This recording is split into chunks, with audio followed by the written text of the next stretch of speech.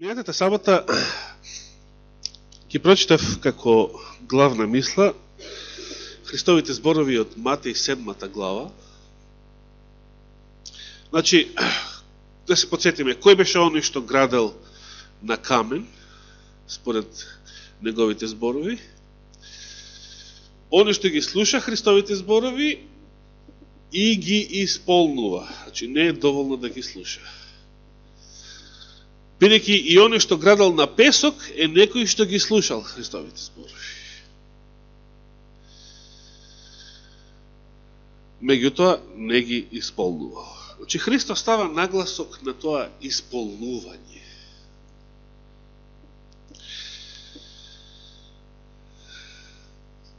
Би сакал да отвориме најнапред за денес. Денес ќе зборуваме за елипсата на покојниот пастор Херберт Даглас. Од него, братот Паул, ја презел таа идеја. Елипсата на вистината, која што има два фокуса. И, како што тој пастор Даглас пишуваше во своите дела, конкретно и во написот што го преведував, најчесто го спомнуваше примерот како што водата, за да биде вода, мора да се состои од два елемента. Од водород и од кислород. Се разбира во тој сооднос 2:1. Дали водата може да биде вода ако нема кислород? Само водород. Не може. Дали водата може да биде вода ако нема водород? Не може. За да биде вода, мора да ги има двата елемента во соодветниот сооднос. Значи, мора да ги има двата фокуса. И тие фокуси, за да биде елипса, не може да бидат било каде, туку на прецизно точни позиции.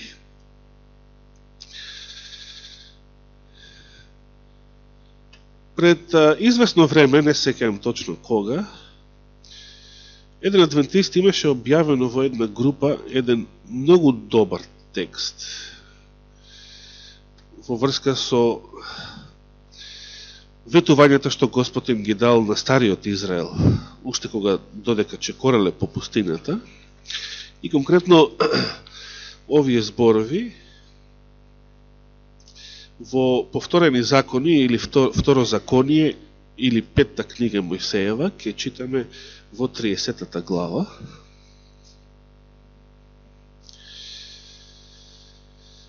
Значи, второзаконие или петта книга, 30 глава. 30 глава.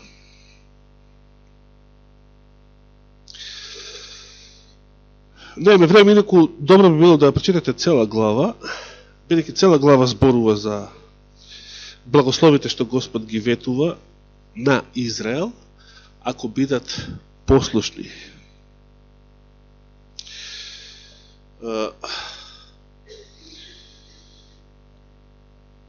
Јас само ќе ги прочитам зборовите од 15-тиот стих. Од 15-тиот до може до 17, може до 19-тиот оние познати зборови. Но целата глава зборува во тој дух, само што не би сакал сега да читаме баш целата глава, бидејќи не доволно е ова. Ете, јас денес, значи Господ му се обраќа на Израел, на целиот народ, втората генерација, значи која што заедно со Мојсей, Халев и Исус Навин патуваат. Само тие тројца старци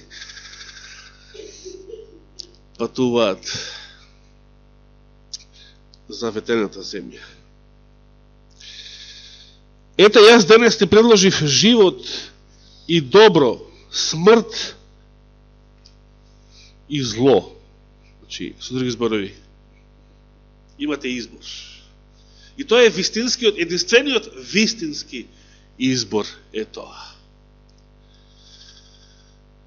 Ништо друго што гледаме не е избор. Но е да не забавим се на страна. Знаете што мислам. Ако ги слушаш заповедите на Господ твојот Бог, што денес ти ги давам, да го сакаш Господа твојот Бог, да одиш по сите патишта Негови и да ги извршуваш заповедите и законите Негови, тогаш ќе живееш и ќе се намножиш. Много интересно. И Господ твојот Бог ќе те благослови во земјата во која одиш, за да ја наследиш. Ако пак се одврати срцето твое и не послушаш и се заблудиш и да почнеш да им се поклонуваш на други богови и да им служиш, значи престап на законот, тогаш ви јавувам денес дека ќе загинете и нема долго да останете на земјата поради која ќе го минете Јордан, за да ја наследите.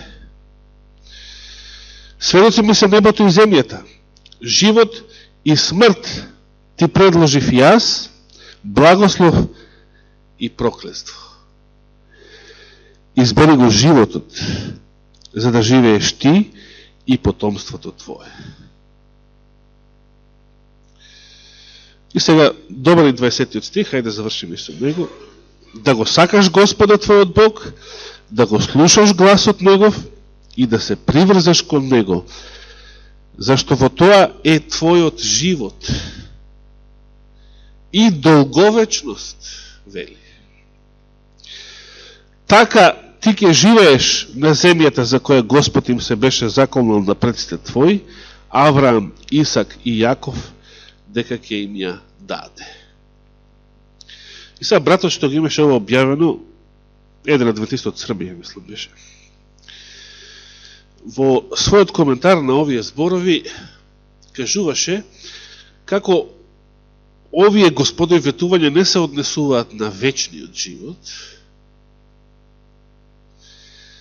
туку се однесуваат на животот во хананската земја. Значи, повторно смртниот живот, ама во хананската земја. И причината зашто тоа го кажал е затоа што услов за сите овие благослови, според господовите зборови што Мојсе ги пренесува, беше што? Што е условот? Послушност. Со еден збор, условот за сите овие благослови е послушност. И сега видите што е погрешно. И што мнози на верници, значи ден денес, под влијание на новата теологија, ја прават истата грешка. Тие мислат дека послушноста на кон Божиите заповеди, значи да се исполнува неговата волја, е легализам. Конкретно, не го кажува тоа така, се разбира, не го кажа он тоа така. Тоа може би некој ептен забеган протестант ќе го каже. Со тие зборови. Не и било кој протестант. Меѓутоа, он кажа дека овие ветувања се однесуваат на земскиот живот на Стариот Израел, не за вечниот живот, бидејќи вечниот живот не може да се заработи. Демек, ако го слушам Божиот глас и ја исполнувам Божијата волја, значи се оправдувам со дела.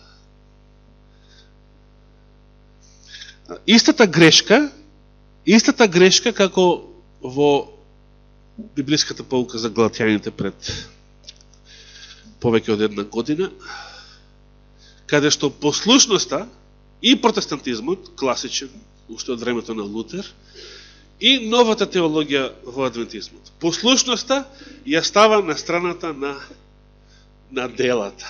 Оправдание со дела, конкретно. На тоа мислам. Спротивно на нив, Вагонер изјави, и Елена Вајд го поддржува, послушноста е сама по себе, верата, вели, е сама по себе послушност. Ај сега веднаш да преминеме на Матеј 19 глава, па потоа и на 21. На брзина прво 19 глава. Евангелие по Матеј, 19 глава.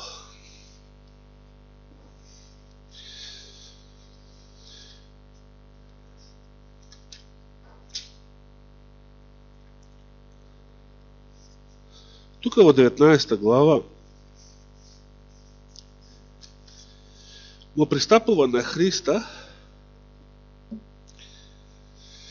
кој? Еве ќе почнеме да читаме од 16 стих.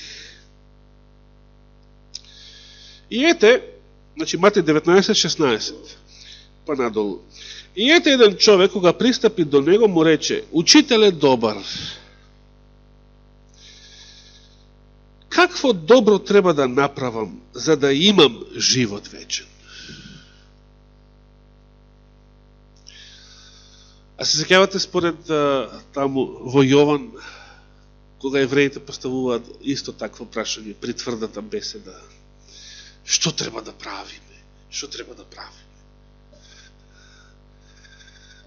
За да го имаме сето тоа.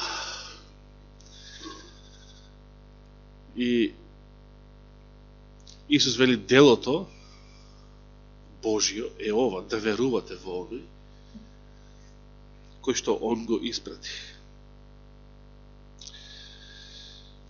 Што му вели Исус на овега? Овде во Матеј 19. Значи, тој прашува, што треба да направам, какво добро треба да направам за да имам живот вечен. Што треба да направам за да имам живот вечен? Пазите, прашува за живот вечен, не прашува за некои земски благослови тука и така. Какво добро треба да имам за да имам живот вечен? А тој му одговори, зошто ме нарекуваш добар? Само еден е добар. Единствениот Бог.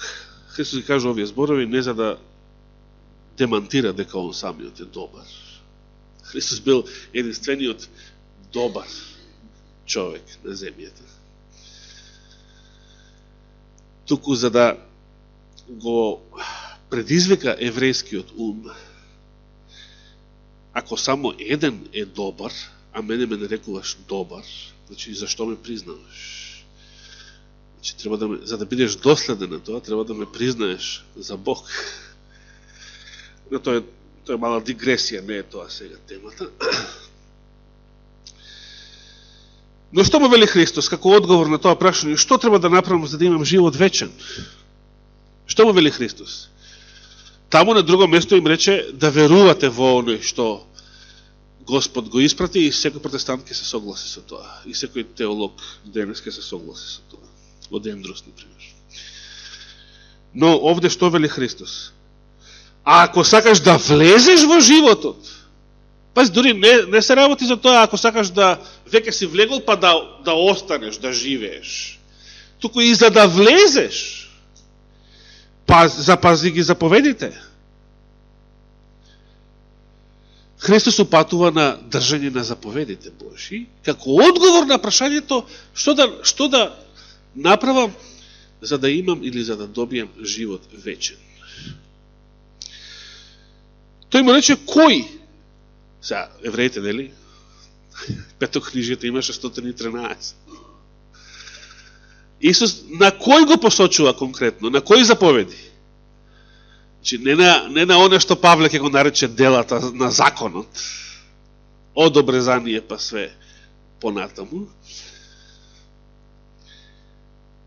Кој? А Исус одговори, не убивај, не прелюбодејствувај, не кради, не сведочи лажно, почитувај ги татка си и мајка си, сакај го ближниот свој како себе си. Дори го, не само 10, туку и она.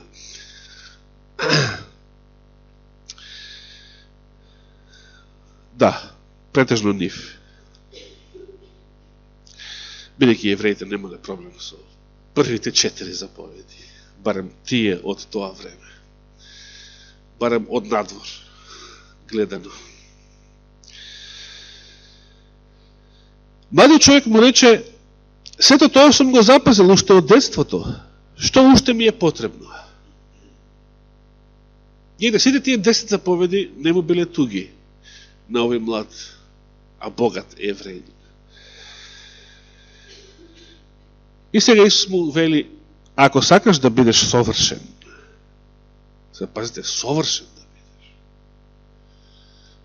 Оди, продај го имотот свој, раздели го на сиромаси и ќе имаш богатство на небото. Па дојди и врви по мене. Што би рекле скопјаниве, или баш северно македонциве, ако некој вака постапи, да познавате некој богат човек, да речеме, и го продаде имотот, го раздели и отиде со шарлатани, отиде по оној дрводелец да проповедаат религија и така. Што ќе помисли еден северно македонец? Не така отец Ивица Тодоров така ги нарекува православците, кои што немаат вера, туку сестра Равета од Сингелич ги нарекуваше ништо верци. Ама они тврдат, ние сме православни, ние сме македонци, ние сме не знам шо. Што би рекле луѓето, ако некој постапи вака? Јас мислам дека дали Љубица кажуваше некој човек што имал 1000 евра, плата ли беше, па продал све, отшел со овците. Мислам дека го имаше и на интернет. Што би рекле луѓето за таков човек, ако така постапи? Што би рекле повеќето скопјани за таков човек? Дека е будала таков човек. Се мрднал со умот. Полудел.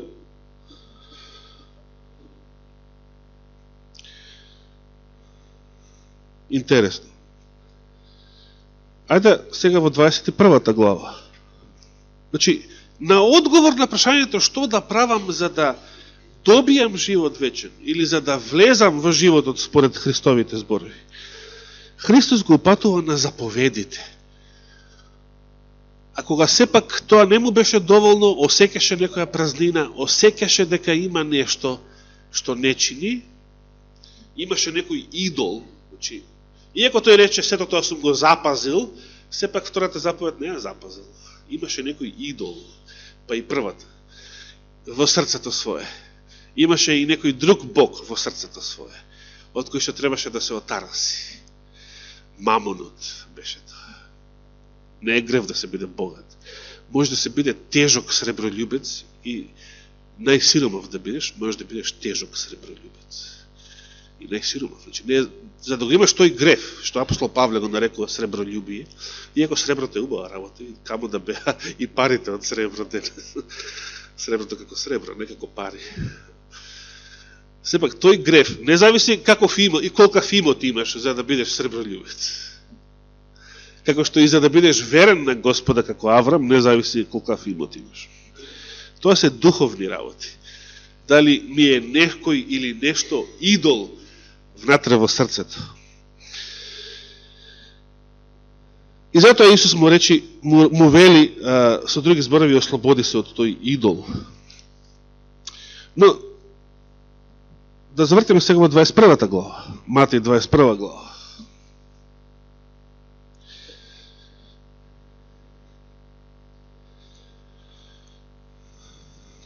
А зошто Северно Македонија? Затоа што, ако си спремен да се продадеш за пари и својот идентитет да го продадеш за пари, тогаш колку полесно ќе ја продадеш верата или ближните или било кој друг.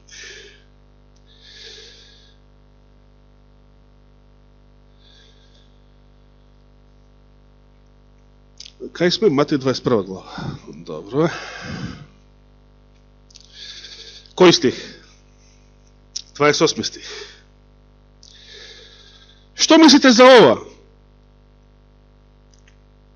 Еден човек имаше 2 сина. Па отиде кај првиот и му рече: сине, оди денес да работиш во моето лозие. Тој одговори и рече: не сакам. Но потоа се покаја и отиде. Дојде кај вториот и му рече истото, одговори и рече: ќе отидам, Господаре, но не отиде. И Христос спрашува: кој од двајцата ја исполни татковата волја? Евреите требаше да одговорат на ова прашање. Се разбира, лесно прашање. Му одговорија првиот.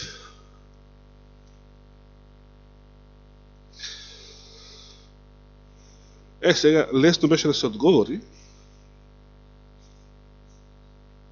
но тешко е да се измериме себе си со вистинитите одговори кои што лесно можеме да ги разбереме.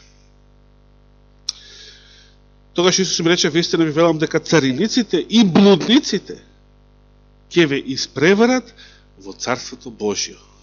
Го избрете овој православен израз, ќе ве испреварат. Ќе влезат пред вас, или попрво од вас. Ќе ве претекнат.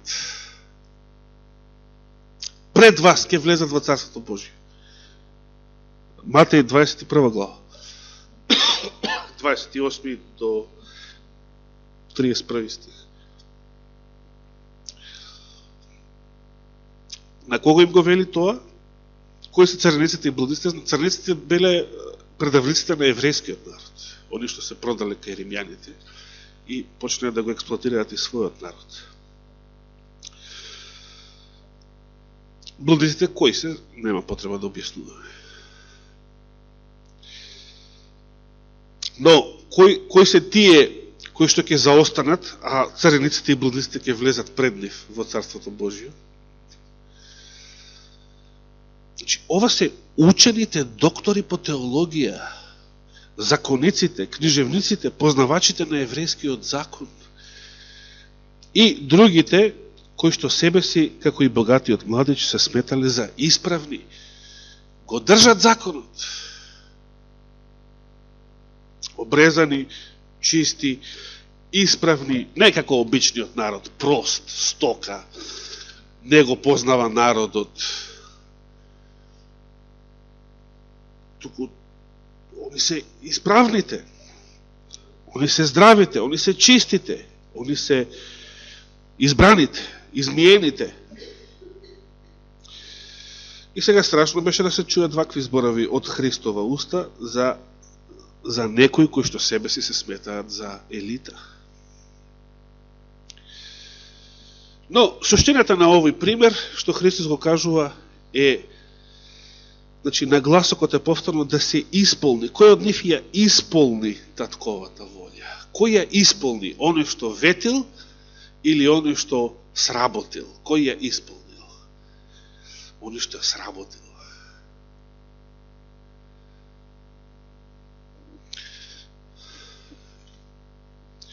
И сега доаѓаме до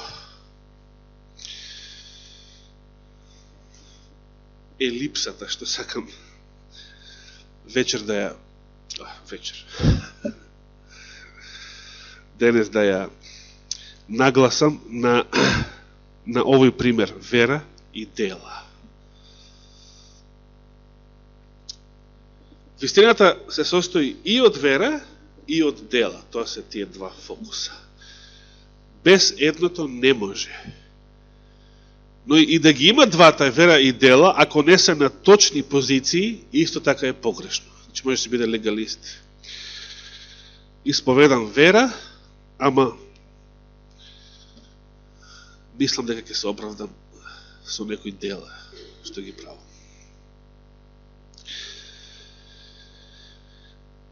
Дали Христос повикува на легализам кога вели држи ги заповедите? За да добиеш вечен живот, држи ги заповедите. За да влезеш во животот, држи ги заповедите. Оно што ги слуша моите зборови и ги исполнува. Кој од овие двајца синови ја исполнил татковата волја? Тука Христос става нагласок на делата, става нагласок. Па очигледно да исполниш, да сработиш, да го ископаш лозието. Има тука многу дела, многу работа има тука. Да го продадеш имото, да го раздеш на сиромаси, леле па тоа. Меѓутоа, тоа може да го направи само некој што имал вера. Ама она жива вера. Значи, Христос ја става послушноста кон Божите заповеди на страната на верата. Иако се работи за законски заповеди.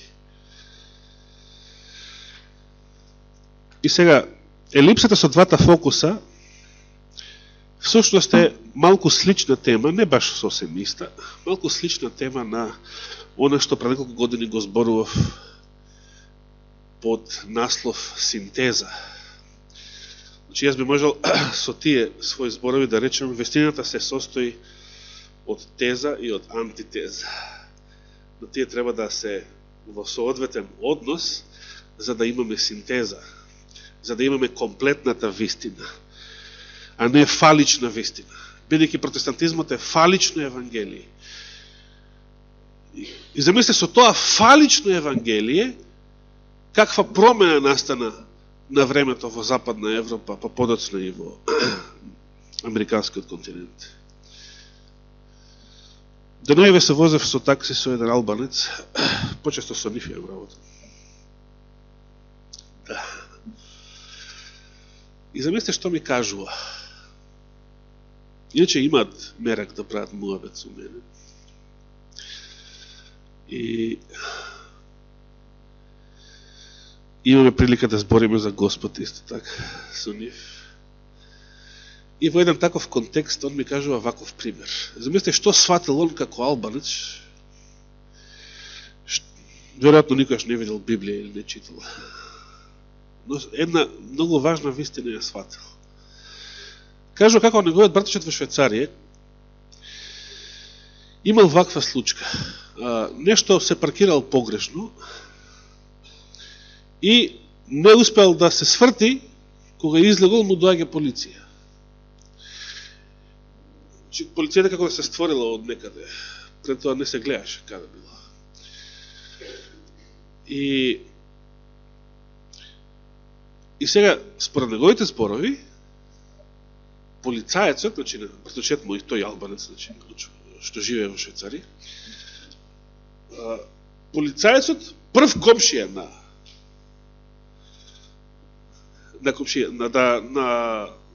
албанецот што живее таму. Значи, многу познати. И сега што би очекувал балканскиот ум? Познати со ке ми прости, ке ме пушти. Не, ој го казни, полицајецот го казни. И после тоа, албанецов не му зборел на комшијата 3 месеци. Не го поздравувал, ништо не му зборил. Но ете, поминало долго време, па прозборале пак. И полицајецот му вели, знаем зашто не ми збориш. Ама да знаеш дека тука во Швајцарија, татко ми роден да беше, ќе му напишев казна. И сега, овој што му е братучет на тој, че таксистов, ми го кажува ова, за да самиот, не јас да го наведам, самиот си извлекува заклучок. Иначе ја му реков, затоа е тоа држава, ова не е. А тој самиот извлекува ваков заклучок. Затоа ти има 10.000 евра плата. Виде, каков протестантски заклучок извлече албанскиот ум. Ја поврза праведноста кон законот без дволичење, без да гледам кој е кој. Значи, оно што го читавме кај Јаков минатата сабота. Без да гледате кој е кој. Непристрасноста и праведноста, непристрасната праведност, ја поврза со благословите на една Швајцарија, иако денес сите се тие расипани и по вера и по морал целиот Запад, но благословите од нивните предци, од нивните верни предци. Швајцарија беше центарот на протестантската реформација долго време, начело со Калвин повеќе, да Цвингли на почеток, почнувајќи со Цвингли. Да отвориме сега во Римјаните, на брзина 4 глава,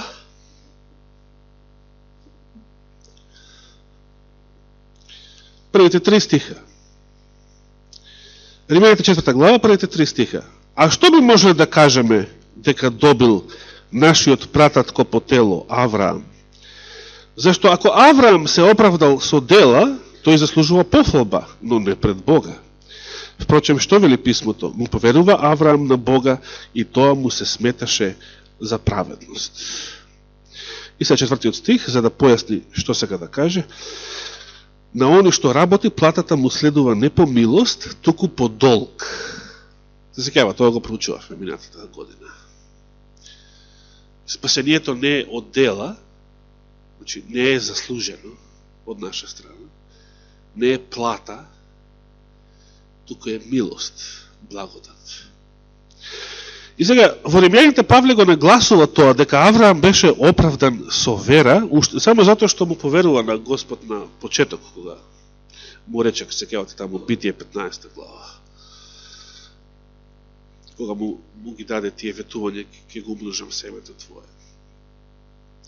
Како песок морски, како звездите на небото и така натаму. И Авраам му поверува на Бога. И веќе беше оправдан. Само затоа што поверувал во тоа.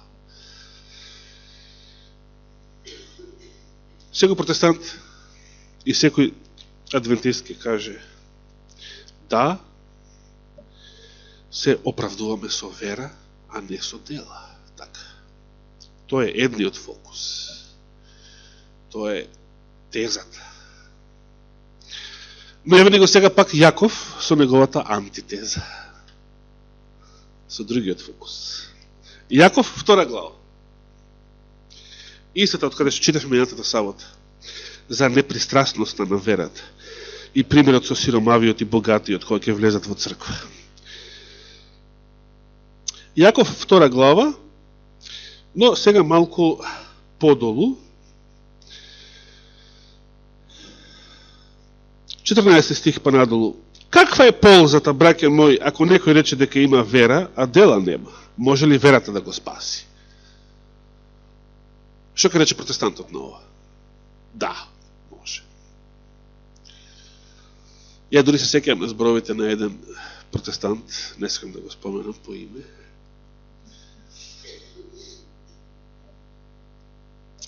Тој кажа еден не баш точен пример. Како, тој сугерираше како додека Ној го градел ковчегот, значи граделе, работеле. Ној работел зашто имал вера, дека ќе дојде потоп.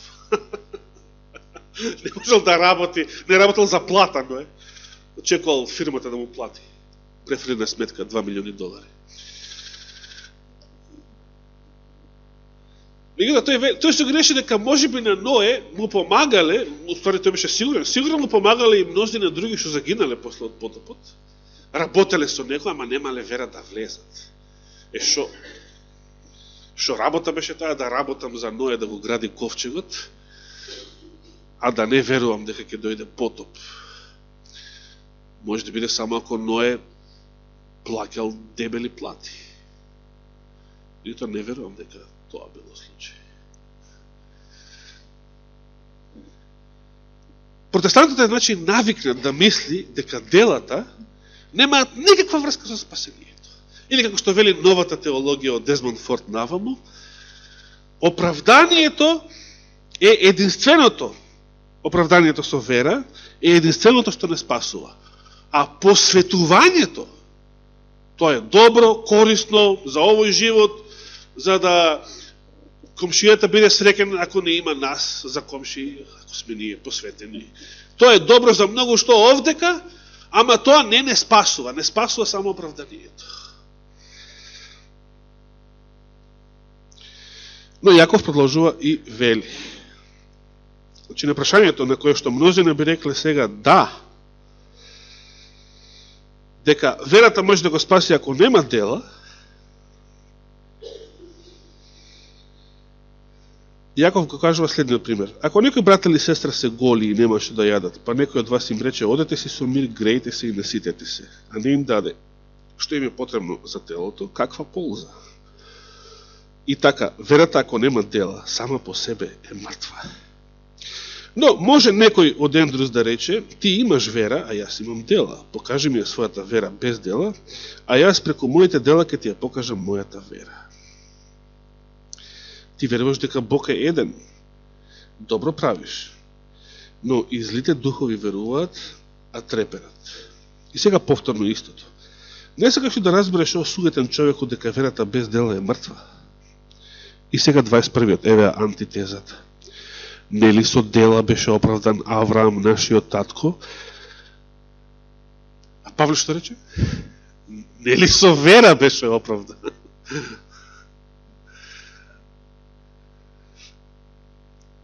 Дали се противречат еден на друг? Не. Тоа се само двата фокуса на вистинско место. Значи, кога Павле зборува дека Авраам беше оправдан со вера без дела, мислеше на она кога Господ му рече на почеток ќе го умножам семето твое, како звездите што се на небото, и Авраам му поверува на тоа, уште во срцето му поверува, и веќе Господ тоа му го засмета за праведност. Меѓутоа, нешто мисли Јаков? Тој го кажува другиот пример. При крајот на Аврамовиот живот, не баш при крајот, ама после многу години поминати во ветената земја или во верата, во дружење со Господ. Кој пример? Нели со дела беше оправдан Авраам, нашиот татко, откако врз жртвеникот го положи својот син Исак. Значи, не сега оној првиот случај, кога Господ го повика да ја напушти својата земја и својата цивилизација во Ур, туку друг момент од неговиот живот. Гледаше дека верата действуваше заедно со делата негови и дека преку делата верата стана совршена. И еве сега како Јаков се согласува со Павле и се изврши писмото кое вели му поверува Авраам на Бога и тоа му се сметаше за праведност и тој се нарече пријател Божии. И сега 24 стих пак. Гледате ли дека човекот се оправдува со дела, а не само со вера? Ева повторна антитезата. Личи на противречност на Павловите зборови и Павловото учење. И некој многу брзоплето ќе заклучи, па да, Јаков беше евреин, Јаков беше обрезан, па и Павле беше евреин и обрезан и така натаму. Значи, плиткото размислување може да не доведе до погрешни заклучици. Но Јаков го потврдува Павле, бејќи го цитира истиот стих, што вели му поверува Авраам на Бога и тоа му се сметаше за праведност. Па доле споменува блудницата Рава од Ерихон. И вели, и така не се оправдали со дела блудницата, и тоа со кое дело, се сеќавате, Рава ги излажа своите соседи, ерихонците, за да ги сокрие израелските шпиони. Откако ги прими изведувачите и ги изведе по друг пат. И сега повторно по трет пат. Зашто како што е телото без дух мртво, така и верата без дела е мртва. А дали Павле се согласува со Јаков? Ако се вратиме на Римјаните 4 глава, каде што читавме, и Павле го споменува овој случај, малку индиректно, жртвувањето на Исак. Римјаните 4 глава, се сеќавате? Каде го споменува?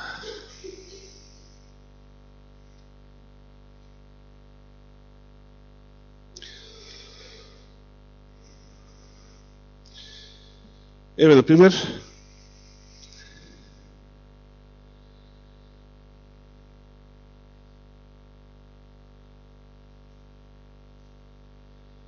може да се чита сега цел текст, ама ајде да не читаме премногу. Ке почнеме од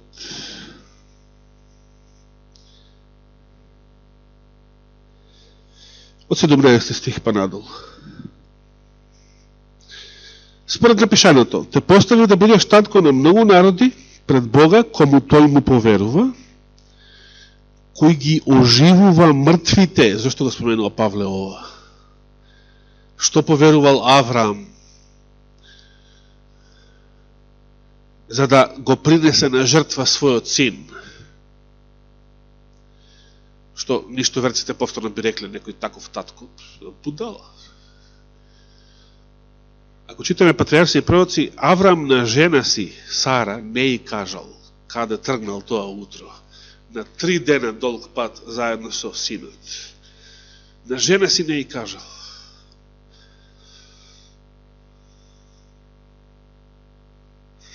Како да осекал. Ако и кажам, ќе биде како Ева, ќе имам искушение од неја, да не го послушам Божиот глас. Значи, мудро избегнал искушение.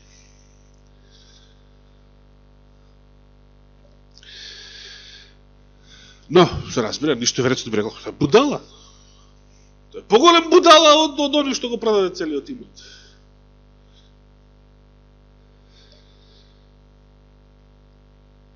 Седумнаесет стих. Значи, Аврам поверува на Бога, оној Бог кој ги оживува мртвите и го повикува да постои или да суштествува оно што не постои. Видите каква вера имал Аврам. Аврам верувал во Господовиот збор, што му вели дека Исак е наследникот, дека преку Исак ќе проложи лозата на Месија, на ветениот. Дека преку Исака сите тие благослови, преку Исака ќе се умножи неговото семе. Сето оно што Господ претходно го ветил и го ветувал дека сето тоа преку Исака ќе биде, не е преку Испаил или некој од другите синови. И сега тој Исак да го принесе на жртва, па како ќе се исполнат другите? Како ќе се исполнат другите пророштва ако Исак сега биде убиен? Самиот Господ вереше преку Исак сите овие благослови. Преку Исак ќе се умножи семето. Епа, како? Само преку вера дека тој Господ воскреснува мртви. Дека за него не е проблем да воскресне мртов човек. Не само тоа, туку за него не е проблем нешто што воопшто не постои, бидејќи и мртвите постојат, се уште до втората смрт. Сите постојат, иако се мртви.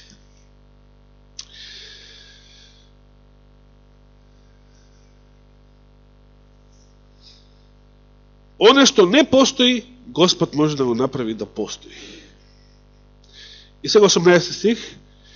Авраам без никаква основа за надеж поверува со надеж дека ќе стане татко на многу народи според реченото такво ќе биде твоето потомство. И откако не ослабна верата негова, тој не помисли дека телото негово е веќе безживотно, зашто беше речиси 100 годишен, и дека утробата Сарина е речиси веќе безживотно.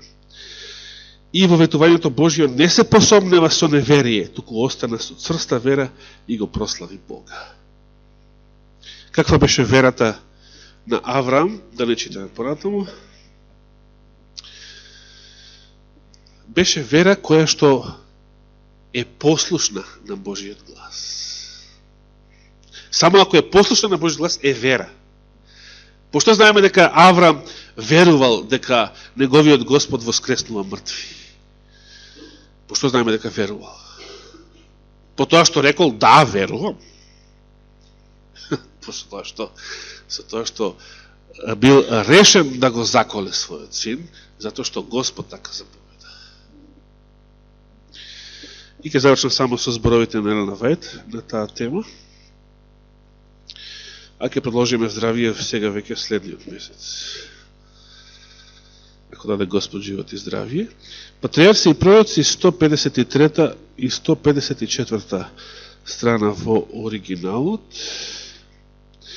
Коментирајќи за оваа случка со Аврамовото жртвување на Исака, Елена Вајд ги цитира зборовите и од Јаков, и од апостол Павле, конкретно и Галатјаните 3.7 цитират, а оние кои што се од верата се чеда или деца Авраамови, бидејќи Авраам е таткото на верата.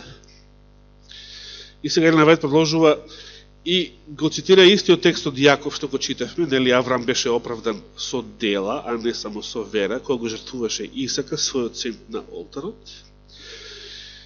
И после тој цитат, таа продолжува и вели: постојат мнозина кои што не ја разбираат врската помеѓу верата и делата.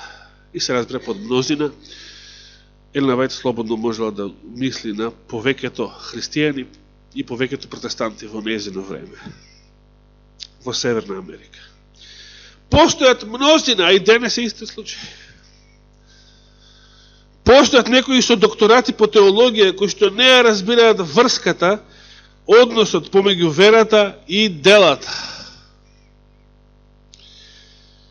И се конкретно цитира нивни зборови. Само верувај во Христа и ти си спасен. Не мора да правиш ништо во врска со држањето на законот. Чисто протестантска мисла. Само верувај во Христа и ти си спасен, не мора да го држиш законот. Затворен цитат. Елена Вајд продолжува и вели.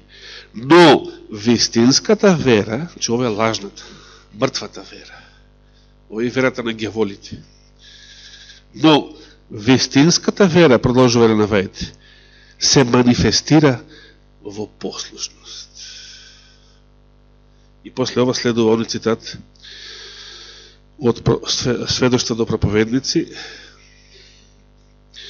кој што Паул си го ставил на регистрацијата на автомобилот ТМ 91-92, тоа се страниците. Сведоштва до проповедници, Testimonies to Ministers, ТМ е кодот на таа книга, 91 и 92 страница. Прекрасен цитат, ќе продолжиме со него. Ако даде Господ живот и здравие следниот месец, а следната сабота се надеваме дека братот Обрадович ќе ни послужи веројатно и са бајли и вечер, веројатно. Ќе видиме, здраве.